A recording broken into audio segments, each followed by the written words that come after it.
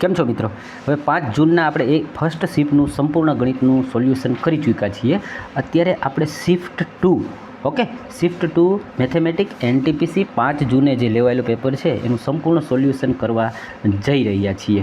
Okay મિત્રો, તો શરૂ કરીએ છીએ. પહેલો પ્રશ્ન જે છે તમારી સ્ક્રીન ઉપર દેખાય છે, સાદું રૂપ આપો.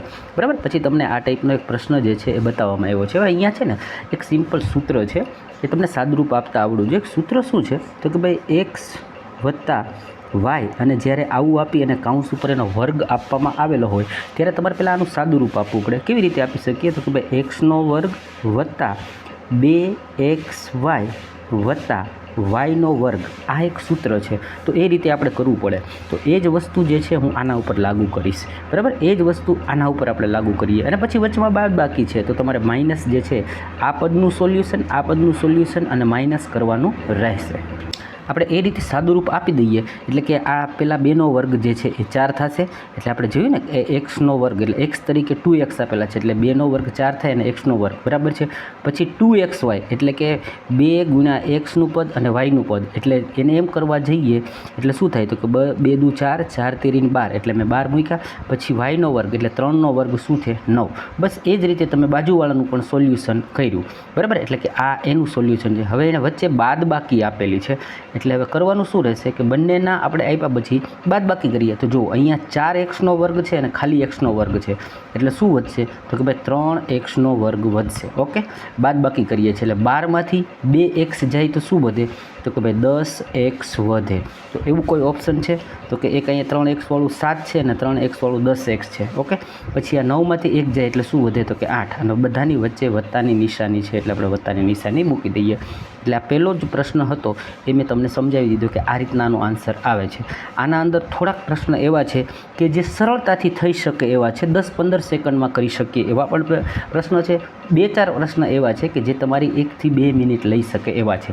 એટલે આપણે કરશું શું કે જેટલા માર્ક ખેંચી શકીએ છીએ એવા પ્રશ્નો તો જોઈએ જ, સાથે અઘરા પ્રશ્નો પણ જોઈએ.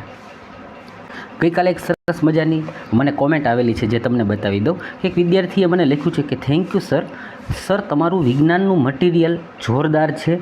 મેં 3500નો કોર્સ લીધો, એમાં કાંઈ સમજાતું નથી, પણ તમે બનાવ્યું છે એમાં સરળ ભાષામાં લખેલું છે, એક સામાન્ય માણસને સમજાય એ રીતે. એટલે એમણે આપણો આભાર માન્યો છે અને મેં એને કહી દીધું કે કાંઈ વાંધો નહીં ભાઈ, બરાબર છે. હવે એ ભાઈએ 3500નો કોર્સ લીધો છતાં પણ એમને એમાં સંતોષ ન થયો. મારી પાસેથી લીધેલી 150 રૂપિયાની 150 રૂપિયામાં લીધેલી જે એમ કહેવાય કે PDF હતી, માત્ર 150માં એમણે લીધેલું છે, એમાં સરસ મજાનો એને સંતોષ થયો છે. તો જે લોકોને ગ્રુપ ડી માટે અથવા તો પરીક્ષા માટે મેં વિજ્ઞાનનું મટીરિયલ બનાવ્યું છે, ખૂબ જ સરસ છે, આપ લઈ શકો છો. માત્ર 150 રૂપિયાની અંદર ગુજરાતી ભાષામાં તમને સમજાય એવા અને લોટ્સ ઓફ એની અંદર હેલ્પ થાય એવું બધું જ મેં વસ્તુઓને કવર કરવાનો પ્રયત્ન કર્યો છે. આપ ઈચ્છુક હોય તો મારો નંબર આપું છું 91 57 68 8058. આ નંબર પર મને વોટ્સઅપ કરી અને આપ પરચેજ કરી શકો છો. એના સિવાય ગણિતનું પણ ચેપ્ટર વાઇઝ મટીરિયલ છે. એના સિવાય જો જૂના પેપરો તમે ટેસ્ટ સિરીઝો તરીકે એક સોલ્યુશન કરવા માંગતા હોય, પ્રેક્ટિસ કરવા માંગતા હોય તો પણ આપ મારી પાસેથી સસ્તા ભાવે ખરીદી શકો છો. આગળ જોઈએ પ્રશ્નોમાં. ત્યારબાદ બધા જ પેપરની અંદર તમને આવા 3-4 પ્રશ્નો જે છે એ સાદુરૂપ આપવાના જોવા મળેલા છે. તો આ પ્રશ્નની અંદર શું કહે છે કે ભાઈ 194 વત્તા, પછી કાઉન્સની અંદર 6 છે, ગુણાકારની અંદર પાછો નાનો કાઉન્સ છે 1 - 6 + 5, કાઉન્સ પૂરો, મોટો કાઉન્સ પૂરો, અને ભાગાકારની અંદર 12 છે. આનું તમારે સાદુરૂપ આપવાનું હતું. હવે જો સિમ્પલ પ્રશ્ન હતો કે સાદુરૂપ આપાશે ક્યાંથી તો કે ભાઈ પહેલાં તો તમે કાઉન્સની અંદરથી આપી શકો ને એમાં પણ પ્લસથી ચાલુ કરી શકીએ. તો 5 અને 1 એ પ્લસમાં છે એટલે એનો સરવાળો થાય 6, અને આ માઇનસમાં 6 છે એટલે કે 6 - 6 જે છે એ શું કહેવા માગશે તો કે ભાઈ આટલી વસ્તુ છે એ 0 થઈ ગઈ. 0 સાથે કોઈ પણને ગુણાકાર કરો તો એ 0 થઈ જાય, ભાગાકારમાં પણ 0 છે. ઇન શોર્ટ આટલા આખાનો સોલ્યુશન આવ્યું એ માત્ર ને માત્ર 0 આવ્યું.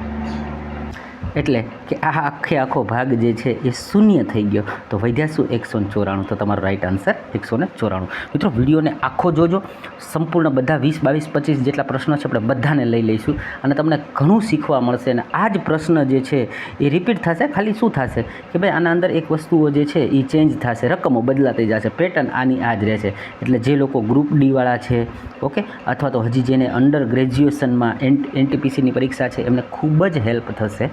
જોઈએ છે આગળનો પ્રશ્ન. પ્રશ્ન ત્રીજો એમ કહે છે કે પાઇપ એ છે ને એ 10 મિનિટ કોઈ ટાંકીને ભરતા 10 મિનિટ જેટલો સમય લગાડે છે, બરાબર. જ્યારે પાઇપ બી છે એ 20 મિનિટ ખાલી કરતા સમય લગાડે છે. ઓકે, એટલે 10 મિનિટમાં આ ભરે છે, 20 મિનિટમાં ખાલી કરે છે. હવે કે બંને એક સાથે ખોલવામાં આવે તો ટાંકીને ભરાતા લાગતો સમય કેટલો થશે, બરાબર છે. તો હવે જુઓ કે નળ એક છે ને, બરાબર છે, એ 10 મિનિટે ભરી શકે છે, જ્યારે નળ બીજો છે એ 20 મિનિટે ખાલી કરે શકે છે. તો આપણે એક લસા લઈએ તો શું થાય કે ભાઈ આપણે ટાંકાની ક્ષમતા જે છે એને 20 માની લઈએ. ઓકે, તો આ નળ 1 છે, આ નળ 2 છે. તો હવે જુઓ આ 20 આ જે છે આને શું થશે તો કે ભાઈ 10 ગુણ્યા 2, અને આ શું થશે 20 એકા 20. એટલે ક્ષમતા શું આવી તો કે ભાઈ આ 2ની ક્ષમતાથી ભરે છે અને આ 1ની ક્ષમતાથી ખાલી કરે છે. તો બંને સાથે ખોલવામાં આવે તો માત્ર 1 યુનિટ છે ને એ 1 મિનિટે ભરાય. તો આપણને ભરવાનું કેટલું છે તો કે 20 જેટલું ભરવાનું છે ને 1ની ક્ષમતાથી ભરવાનું છે. એટલે ઇન શોર્ટ 20 મિનિટ જ તમારો આન્સર બને છે. એકદમ સિમ્પલ દાખલો હતો, તમે આને કરી શકતા હતા. હવે જુઓ આ દાખલો છે ને એને તમારે આવો ગણવો ન હોય ને તો હાવ શોર્ટ મેથડ આપી દો. જ્યારે તમને એક છે ને ભરતું હોય ને ખાલી કરતું હોય ત્યારે શું કરી દેવાનું, પહેલાંની ક્ષમતા શું છે 20, એને ગુણાકારમાં બીજાની ક્ષમતા શું છે તો કે 10, બરાબર. એક 10 છે ને એક 20 છે.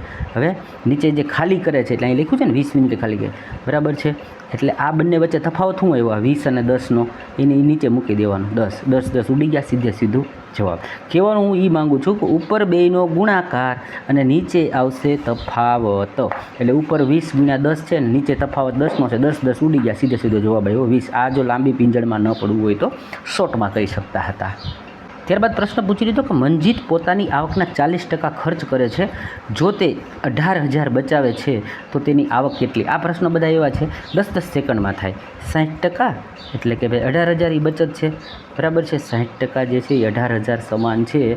તો આપણે જ્યાં શૂન્યથી શૂન્ય ઉડાડી દઈએ, 6 તેરીને 18 થયા, આ 2 શૂન્ય મૂકી દઈએ એટલે 300 થયા, અને 100% કરવા માટેના બીજા 2 શૂન્ય મૂકી દઈએ 30,000. ન ગણો તો પણ ચાલે એવો હતો.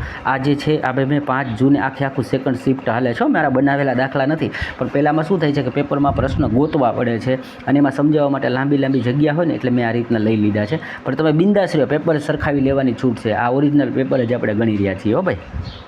ત્યારબાદનો દાખલો જોઈએ, કેવડો મોટો લાંબો છે. હું આ તમને 10 સેકન્ડમાં અથવા તો તમે વાંચતા કરી શકો ને એવું પણ શીખડાવી દો, બરાબર. જો પહેલાં વાંચીએ.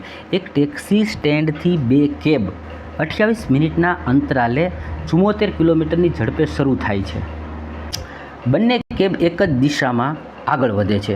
ટેક્સી સ્ટેન્ડ તરફ વિરુદ્ધ દિશામાં આવતો એક માણસ 10 મિનિટના અંતરાલે કેબને મળે છે. તો તે માણસની ઝડપ જે છે ને કિલોમીટરમાં શોધો, બરાબર. કહેવા શું માગે છે કે ભાઈ આ રીતના 2 કાર, એક કાર અને બીજી કાર આ દિશામાં જઈ રહી છે, પણ એ દર 28 મિનિટે અહીંયાથી ઉપડે છે. ઓકે, સામે એક વિરોધ દિશામાંથી એક માણસ આવી રહ્યું છે. આ માણસ જે છે, બરાબર, એ જ્યારે આને સામે મળે છે તો એ દર 10 મિનિટના અંતરે એને એક કાર જે છે એ પસાર થાય છે. ઓકે, સમજાઈ ગયું. હવે જો આ જ પ્રશ્નને એવી રીતે પૂછે છે કે ભાઈ એક ટ્રેન છે એ આ રીતે બેઠી છે, બરાબર. એને દર 7 મિનિટે કોઈ બંદૂક ફાયરિંગનો અવાજ આવી રહ્યો છે, અથવા તો દર 7 મિનિટે એક ફેરીઓ સામે મળે છે, બરાબર. દર 7 મિનિટે એને કોઈ બીજી ટ્રેન સામે મળે છે. આવો કોઈ પણ પ્રશ્ન આવે, બરાબર, તો એ બધામાં આ એક જ મેથડ લાગશે. રેલવેનો ઇમ્પોર્ટન્ટ દાખલો છે અને ફેવરિટ પ્રશ્ન છે. હવે આને ગણવો કેમ? 10 સેકન્ડની અંદર કરી શકાય? હા, કરી શકાય.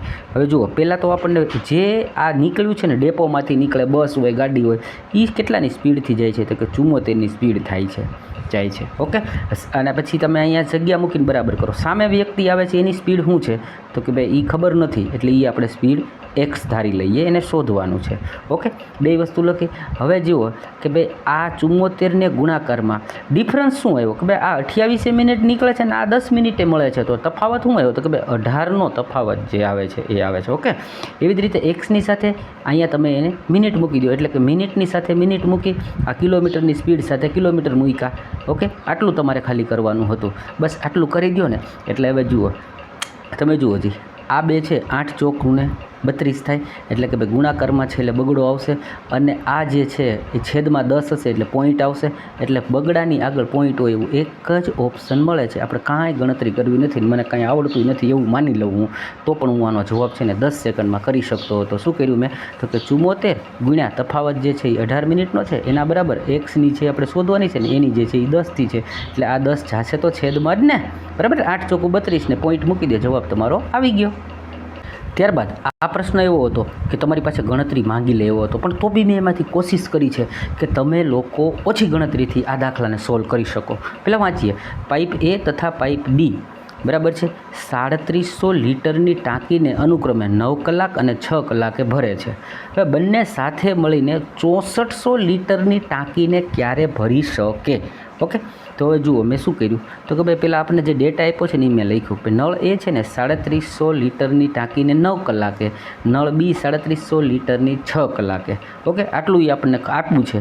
તો હવે આપણે કરવાનું શું છે તો કે આપણે 6400 લીટર ભરવાની છે. એટલે મેં શું કર્યું કે આ 6400 લીટરને ભરવાની છે. આ બેની ક્ષમતા તો આ થઈ ને કે ભાઈ આ જે છે એ 3700 લીટર 9 કલાકે, આ 3700 લીટરે 6 કલાકે. એટલે મેં શું કર્યું કે 3700 લીટરને કોમન લઈ લીધા. ઓકે, હવે ભરવાના 6400 છે એટલે મેં શું કર્યું 3700 લીટરને કોમન લઈ લઉં તો અહીંયા શું વધ્યું તો કે 1/9 વધશે. ઓકે, અહીંયાથી હું 3700 લઈ લઉં એટલે ઉપર 1 વધ્યું ને છેદમાં 6 વધ્યા, તો એને પણ મેં અહીંયા મૂકી દીધા. ઓકે, હવે મેં ટૂંકમાં શું કરી લીધું કે ભાઈ મેં એને ક્ષમતાઓને થોડુંક હળવું કરી નાખ્યું, આટલું હળવું કરી નાખ્યું. હવે આ જે છે બરાબર છે એને માનો કે મારે છેદ સરખા કરી નાખું તો કે ભાઈ આને હું 18 કરી નાખું એટલે કે 9 દુ 18 થશે તો ઉપર 2 આવશે. આને હું 6 તેરીને 18 કરી નાખું એટલે અહીંયા 3 આવશે તો ઉપર શું થઈ ગયું 3 + 2 એટલે કે 5 થઈ ગયા. નીચે શું થઈ ગયા તો કે 18. તો એ 18 છેદનો છેદ છે તો એ છેદનો છેદ ક્યાં વહી જાય તો કે છેદનો છેદ હંમેશા અંશમાં વહી જાય. એટલે બે આ ઉપર આ 6400 રાખ્યા, 64 રાખ્યા અને આ 18 જે છે એને રાખ્યા અને આ બે શૂન્ય અને આ બે શૂન્ય ઉડાડી દીધા. નીચે 37 આવ્યા અને અહીંયા નીચે શું આવ્યા બરાબર ઉપર શું આવ્યા 64 × 18 છેદમાં 37 × 5. હવે આટલું કર્યું તો હું એમ કહું કે આવડો મોટો ગણતરી મારે કરવી નથી. મારી પાસે ઓપ્શન છે, હું એનો ઉપયોગ કરી અને આ દાખલો ગણી લઉં. તો જુઓ જી 8 ચોકું 32 તો ઉપર અંશમાં 32નો બગડો આવે એવું ઓપ્શન છે તો આમાં નથી. આમાં છે તો કે હા આમાં છે, આમાં નથી. તો હવે હું આવડી મોટી ગણતરી કરીશ નહીં. હું શું કરીશ કે આ 1155 ને છેદમાં 185 એ જ મારો જવાબ થશે. અને આ જુઓ 7 × 5 = 35નો પાંચડો તો છેલ્લે પાંચડો નીચે છે જ. ઓકે, તો આમાં પણ મેં બુદ્ધિ લગાડીએ કે ભાઈ આપણે લોંગ ગણતરીમાંથી બચી જઈએ અને જવાબ લાવીએ, થોડોક દાખલો અઘરો હોવા છતાં. ત્યારબાદ પ્રશ્ન પૂછી લીધો x² 2x + 13 = 0 ના વિવેચક એટલે કે ડી બરાબર તથા તેના કેટલાક વાસ્તવિક સમાધાન છે. એ બે વસ્તુ શોધવાની કીધી કે ભાઈ આનો તમારે વિવેચક શોધો અને એના વાસ્તવિક સમાધાન કે હલ કેટલા છે. એ જ્યારે આવું પૂછવામાં આવે તો આ વિવેચક એટલે કે ડી જે છે એ શોધવાનું સૂત્ર છે b² - 4ac બરાબર છે. 4ac એટલે કે ભાઈ આ પદને a કહેવામાં આવશે, આને c કહેવામાં આવશે. તો b², b શું છે તો કે 2 છે, તો 2નો વર્ગ શું થાય તો કે 4. પછી આ સૂત્રમાં માઇનસના માઇનસ, પછી આ 4ના 4. એ શું છે તો કે ભાઈ એ માત્ર અહીંયા કાંઈ છે ને એટલે 1 સમજાશે અને સી શું ગણીશું તો કે ભાઈ 13. ઓકે, બસ આટલું કરી લીધું. હા 4 માઇનસ બરાબર, માઇનસમાં 4 અને એનો 1 અને બાકી સીના 13. હવે 13 ચોકું ને 52 પણ માઇનસમાં થાય. 4 - 52 એટલે શું થાય તો કે માઇનસમાં 48 જવાબ આવે. જ્યારે માઇનસમાં જવાબ આવે છે અથવા તો ડી જે છે એ 0થી નાનો આવે ત્યારે કોઈ સમાધાન એનું હોતું નથી. એટલે ઓપ્શનની અંદર તમને પ્રશ્નની અંદર એવું પૂછ્યું, બે વસ્તુ આપી હતી, એક તો 48 આપ્યા હતા ને પાછળ એવું લખ્યું કે આનું કોઈ હલ નથી, આનો કોઈ સમાધાન નથી. ત્યારબાદ પ્રશ્ન પૂછી લીધો અતુલની માસિક આવક છે એ 10,000 રૂપિયા છે, 6,000 ભાડું ભરે છે અને 2500 એ બિલ ભરે છે. ઓકે, હવે પાછું શું કહે છે કે સાથે એના જન્મદિવસવાળા આખા મહિનાનો પગાર એણે ખર્ચ કરી નાખ્યો તો તેની વાર્ષિક બચત કેટલી? હવે જો અહીંયા શું થઈ જતું હતું કે લોકો છે ને ભૂલ કરી શકે કે સીધું જો અહીંયા શું કરે કે 6,000 ભાડું અને આ 2500 બીજા એટલે કે 6 ને 2 8 8,500 રૂપિયા વાપરી નાખે તો 1500 વધે બરાબર. તો વ્યક્તિ બચતમાં શું કરી નાખે 1500 × 12 કરી નાખે બરાબર છે. તો ત્યાં ભૂલ થઈ જતી હતી કારણ કે એક લાઈન એને લખી હતી ને, બાકી દાખલો સહેલો જ હતો કે જન્મદિવસે આખો પગાર ખર્ચી નાખે છે. ઇન શોર્ટ કે મહિને 1500ની બચત કરે છે, એવા 11 મહિના ગણો 16,500ની ભાઈ બચત કરે છે આખા વર્ષ દરમિયાન. મિત્રો વિડીયોને લાઇક કરતા જજો, નવા હોય તો સબસ્ક્રાઈબ કરવાનું ભૂલતા નહીં. ત્યારબાદ તમને પ્રશ્ન પૂછી લીધો કે 3.5નો જે સંબંધ છે એટલે કે એના જેમ 17.4 પછી એ આખું સમીકરણ જે છે એ 14 x સાથે છે તો એક્સની વેલ્યુ જે છે એ તમારે શોધવાની હતી. સિમ્પલ હતું કે જો પોઈન્ટથી પોઈન્ટ ઉડી જાય બરાબર, 14/x લખવાના હતા. ઉપર શું આવશે તો કે ભાઈ આપણે જ્યારે એક્સ શોધવો છે એક્સને આપણે આ બાજુ લઈ જઈએ એટલે ઉપર જે છે 14ની સાથે બરાબર છે, અથવા તો તમારે જ્યાં છેદ ઉડે છે ત્યાં પણ આપણે છેદ ઉડાડી દઈએ અહીંયાથી આપણે કરી શકતા હતા ને કે ભાઈ 7 પંચાને 35 બરાબર છે અને 7 દૂને 14. ઓકે, એટલે હવે શું થશે તો કે ભાઈ 174 × 2 અને છેદમાં મેં લઈ લીધા 5. 5 શું કામ લઈ લીધા ભાઈ? તો કે ભાઈ આપણે જ્યારે બરાબર છે 10 બનાવવા હોય ને, અથવા તો જો આને તમે શું કરી શકતા હતા, હજી આને સરળ કરવું હોય તો કરી શકતા હતા. અહીંયા 5 છે ને બરાબર, એની બદલે તમે 10 લખી નાખો અને ઉપર હજી ગુણાકારમાં 2 લખી નાખો બરાબર છે. 2 દુ 4 બરાબર છે, ચોકે 16 સગડો આવ્યો અને નીચે 10 છે તો સીધો અહીંયા પોઈન્ટ મૂકી શકાતા હતા. ઓપ્શન ઉપરથી જવાબ તમે દઈ શકતા હતા, નહીંતર ખાલી તમારે ગુણાકાર કરવાનો રહેશે મિત્રો. ત્યારબાદ 2 પ્રશ્ન એવા જોવા મળ્યા કે ભાઈ એક લંબવૃત્તીય શંકુનું વક્ર પૃષ્ઠીય ક્ષેત્રફળ જે છે 6500 પાઈ આપી દીધું અને વ્યાસ છે એ 100 સેન્ટીમીટર આપી દીધું. તો તમારે હાઇટ શોધવાની હતી બરાબર છે. તો જે આપ્યું છે પહેલાં તો શું આપ્યું છે તો કે ભાઈ વક્ર પૃષ્ઠીય ક્ષેત્રફળ છે પાઈ RL એ બરાબર આપ્યું છે 6500. તો પાઈ ઉડી ગયા. આર જે છે એ શું થશે તો કે ભાઈ 100 સેન્ટીમીટર વ્યાસ છે તો આર શું થાય તો કે 50 બરાબર છે. હવે 50 આપ્યા છે તો ત્યાં પણ તમે છેદ ઉડાડી દો, આ 0 થી આ 0 ઉડે બરાબર છે અને 13 પંચા 165 થાય, એટલે કે ભાઈ 13 પંચા 65 થાય બરાબર છે. એટલે શું થાય તો કે ભાઈ 130. લંબાઈ જે છે એ 130 આવી ગઈ. હવે જ્યારે તમને હાઇટ પૂછી છે તો જો શંકુ હોય ને એના અંદર આ રીતના એક ટ્રિપલેટ બને, એટલે કે ત્રિકોણ બને છે. તો ત્રિકોણના આધારે આને હું 13 ગણું બરાબર છે. આ જે છે એ આપણને 50 એટલે કે આપણે 5 ગણીએ તો 12 5 13નું આખું જે છે એ ટ્રિપલેટ બને છે 5 12 13. તો અહીંયા શું બની જશે? આ 30 બની જશે, આ 20 બની જશે અને અહીંયા શું બની જશે? 120 બની જશે બરાબર. કારણ કે અહીંયા આપણે 5 12 13નું બને છે પણ 5ની બદલે શું છે 50 છે, 13ના બદલે શું છે 130 છે. તો અહીંયા 12ના બદલે શું બનશે 120. એટલે આનો રાઈટ આન્સર હાઇટ જે છે એ કેટલી બનશે તો કે 120 જેટલી આવશે. આવા 2 દાખલા પૂછેલા હતા. ત્યારબાદ આ જે પ્રશ્ન છે એ હું એવું કહી શકું કે ભાઈ આને આપણે છોડી દેવો પડે બરાબર છે. જો 4 લીટીનો છે એના સિવાય તમારે આખું આ ડ્રોઈંગ કરવું પડે. ડ્રોઈંગ કર્યા પછી સમાધાન એવું હતું કે સહેલો હતો, પણ આટલું કરવાનો જો તમને સમય મળે તો જ તમે કરી શકતા હતા, નહીંતર તમારે છોડી દેવો પડે. શું કહેવા માગે છે તો કે જો ABCDને સમાંતર છે, એટલે મેં અહીંયા એ પ્રમાણે હું નાનું કરીને તમને વચાવતો જાઉં અને પ્રશ્ન સમજાવતો પણ જાઉં. ABCDને સમાંતર છે એટલે કે આ AB અને આ CD એ બેન મેં સમાંતર બનાવ્યા બરાબર. પછી શું કહે છે તો કે એક ત્રાસી રેખા એ PQ, એટલે કે આ આખી મેં ત્રાસી રેખા બનાવી P અને Q. ઓકે, એ બે છે એ શું કહે છે તો કે ABCDને ક્રમશઃ, એટલે કે આ AB અને CD જે છે એને ક્રમમાં E તથા F બિંદુ પર છેદે છે. એટલે મારે E અને F બનાવવા પડ્યા. પછી શું કહે છે કે ખૂણો PEB 56 છે. તો આ રીતે તમારે બધા ખૂણા, એટલે કે આ PE અને આ B એ 56નો ખૂણો થયો બરાબર છે. પછી એમ કહે છે કે G AB અને CD વચ્ચેનું બિંદુ છે, એટલે G છે ને એ પાછો આ AB અને આ CDની વચ્ચેનું એક બિંદુ છે ને બહુ હાઈ બરાબર છે. થઈ જાય એવું છે, એમાં કંઈ ટેન્શન ન લ્યો. પછી એમ ખૂણો BEG 32 છે તથા ખૂણો GFE 47 છે. તો EGF એટલે એ કેટલો? ઓકે, તમને શું પૂછ્યું? EG અને F. ઓકે, તો જુઓ આ E છે, આ G છે અને આ F, એટલે આ G ખૂણો તમને પૂછવામાં આવ્યો હતો.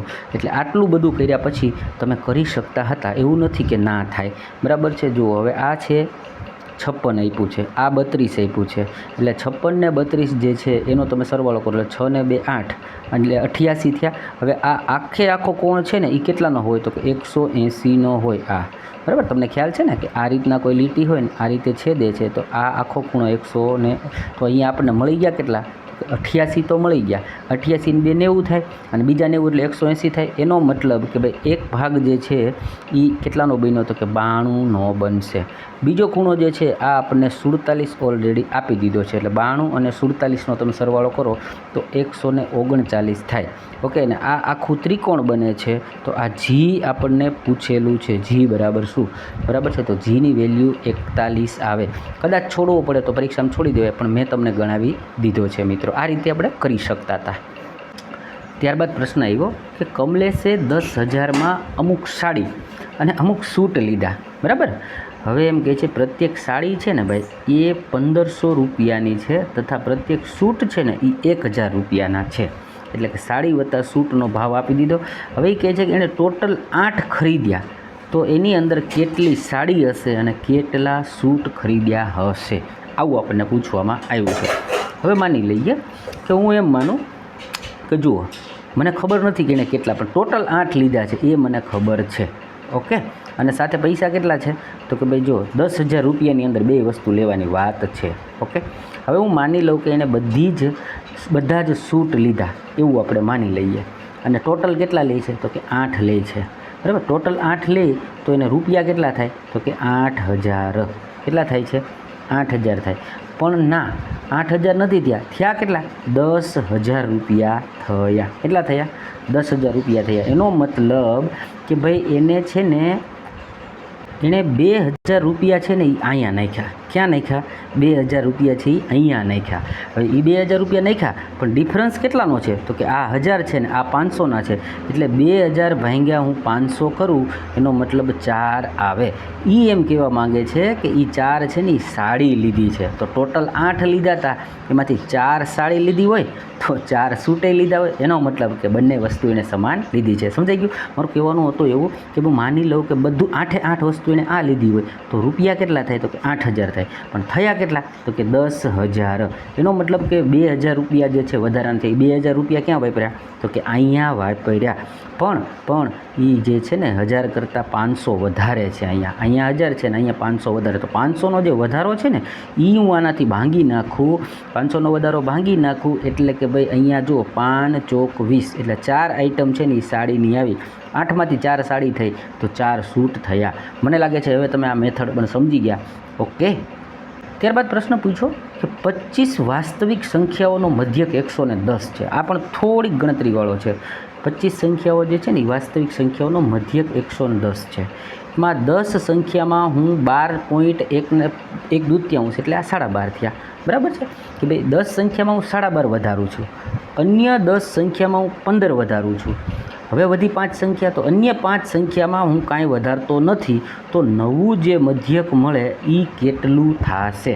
તો આને પણ આપણે થોડાક શાંતિથી અને ઓછી કેલ્ક્યુલેટિવથી કરીએ. હવે જુઓ, પેલી 10 સંખ્યા જે છે એમાં હું 12.5 વધારું, એનો મતલબ થયા કે હું 125નો વધારો કર્યો.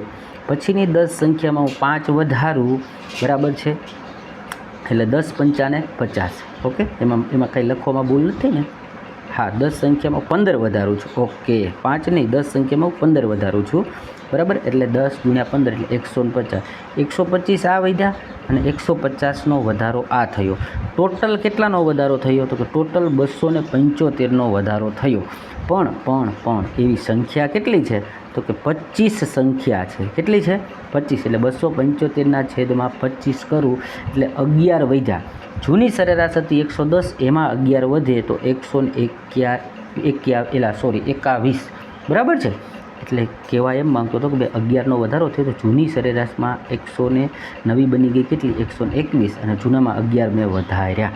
એટલે પૂછ્યું જ એ હતું આપણને કે નવું મધ્યક જે છે શું મળશે તો કે 121 મળશે. ત્યારબાદ પ્રશ્ન પૂછી લીધો કે સાદા વ્યાજે કોઈ ધનરાશિ 12 વર્ષે કેટલા, બરાબર છે, કેટલા વ્યાજે ડબલ થશે? કોઈ રકમ મૂકવામાં આવી છે એ ડબલ થઈ જાય છે. ક્યારે તો 12 વર્ષે. તો વ્યાજ જે છે એ કેટલું હોય? સીધું જ હતું કે ભાઈ કોઈ રકમ ડબલ ક્યારે થાય? 100% હોય ને સામે બીજી 100% થઈ જાય, એને ભાગ્યા 12 કરી નાખો. બરાબર છે, એટલે આ એકદમ સિમ્પલ છે કે ભાઈ જો તમે 12 × 96 થાય ને ભાગ હાલશો એટલે 8.33 થાય, અને આ મૌખિક હોવું જોઈએ. આ કંઈ ગણવાની જરૂર નથી. પણ જો અહીંયા તમને આ દાખલો જે છે એને મેં અલગ રીતે દર્શાવ્યો કે જો અહીંયા વધારે વર્ષાય પણ ડબલની બદલે તમને 7 ગણા 8 ગણા કીધા હોત ને તો આ સૂત્ર વાપરી લેવાનું, n-1 ઉપર RT છેદમાં 100.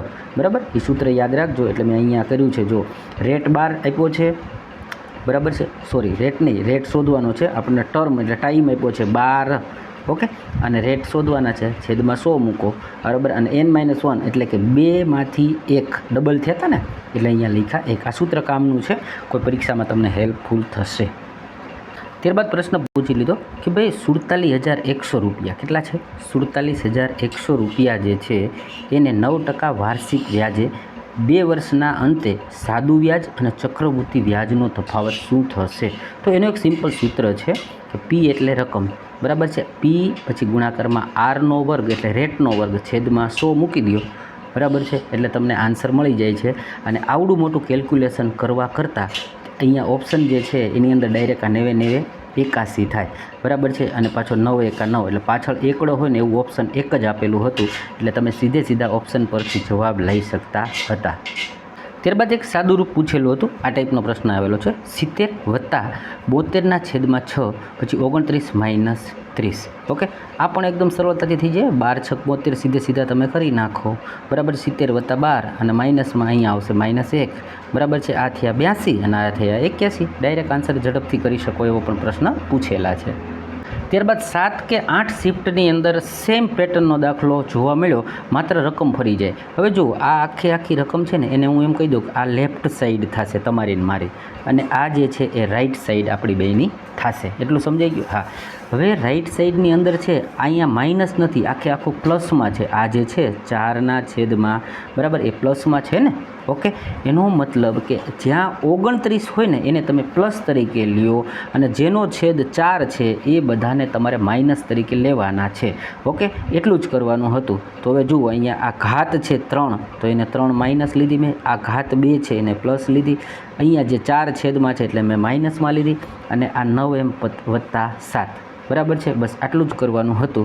હવે તમારે સાદું રૂપ આપી દેવાનું હતું, એ સાદું રૂપ આપો એટલે 9m = -19 થાય, અને જવાબની અંદર જો આવું હોત, ખાલી એમ પૂછે છે આપણા પ્રશ્નમાં, તો છેદમાં 9 પણ આપણે આપી શકતા હતા।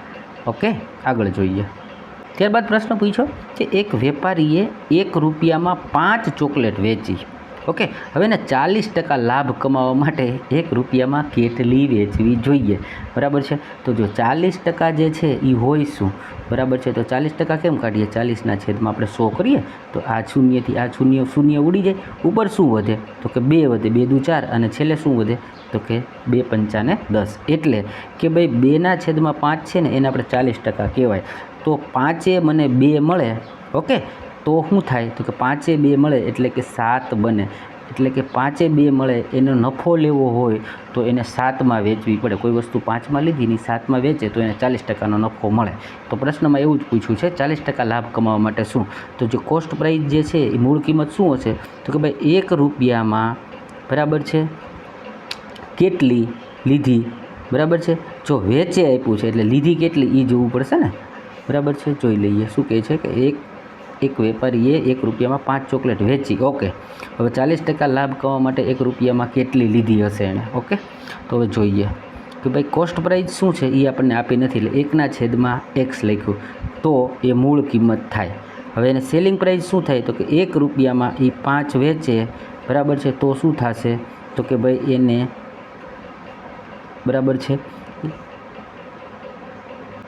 હા, ₹1 એને કેટલી, બરાબર, કિંમતે જ પડી, તો કે 5 થાય, અને વેચવા માટે ₹1 1/5, બરાબર છે, કારણ કે 5 ચોકલેટ વેચીને તો એને નફો 40%નો લેવો છે, બરાબર। આ મૂળ કિંમત છે, અને એને નફો લેવા માટે જે આપણે અહીંયા જોયું એ। ઓકે, તો હવે કરવાનું શું, માત્ર ને માત્ર ક્રોસ ગુણાકાર કરવાનો, 7 છે એ અહીંયા જતું રહેશે। ઓકે, એટલે ઉપર 7 એવું, છેદમાં x આવે, આ 5 છે અહીંયા જતા રહે, 5/5, બંને 5 5 ઉડી જાય, એક્સની વેલ્યુ શું આવી, તો કે 7, બરાબર છે। એટલે કે બેને ₹1 એને 7 વેચવી પડે, બરાબર છે। ₹1 7 વેચે તો એને 40%નો નફો મળશે। ત્યારબાદ પ્રશ્ન પૂછી લીધો કે ભાઈ તમને જો XY જે છે, બરાબર છે, એનું પ્રમાણ આપી દીધું છે 2/5, પછી એવી જ રીતે y અને zનું જે પ્રમાણ છે એ 4/7 હોય, તો હવે XYZ ને ₹15,120 જે છે એ આ ગુણોત્તર મુજબ આપવાના કહે છે, તો કેવી રીતે આપવા? આવો પ્રશ્ન 2-4 શિફ્ટમાં પૂછેલો છે। તો આ પહેલાં તો તમારે ગુણોત્તર પ્રમાણ આખું કાઢવું પડે। કેવી રીતે કાઢી શકીએ, તો કે પહેલાં X, Y અને ઝેડને તમે લખી નાખો। હવે જો XY શું આપ્યું છે, તો કે 2/5, એટલે આ 2/5 મૂકી દીધા, બાજુની ખાલી જગ્યામાં તમારે 5 મૂકી દેવાના। પછી બીજું શું આપ્યું છે, YZ, તો Y આપ્યો છે 4 અને આ આપ્યા છે 7, તો અહીંયા ખાલી જગ્યામાં તમારે 4 મૂકી દેવાના। બસ આ શું થયું, 4 દુ ને 8, આ શું થયું, 5 ચોકુ ને 20, આ શું થયું, 7 પંજા ને 35, બસ આટલું કરવાનું તમારે હતું। એટલે તમને બધાનો રેશિયો મળી ગયો। ટોટલ રેશિયો જે છે એ કેટલો બન્યો, તો કે ટોટલ રેશિયો 63 બન્યો।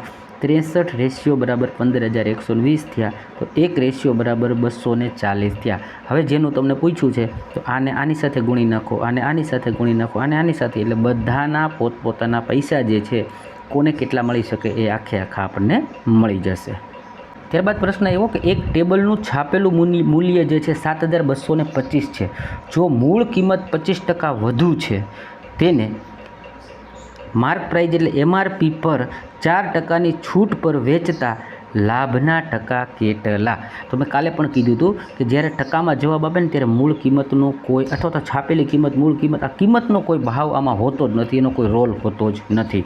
અને જ્યારે કોઈ એક જ વસ્તુ ઉપર 2 વખત વાત કરવામાં આવે ત્યારે આપણે કાલે જોયું હતું કે ભાઈ x વત્તા y માઇનસ x ગુણ્યા અથવા તો અહીં વત્તા રાખો x ગુણ્યા y છેદમાં 100 કરી અને તમે સમાધાન લઈ શકતા હતા. તો મેં અહીંયા એ જ કર્યું છે.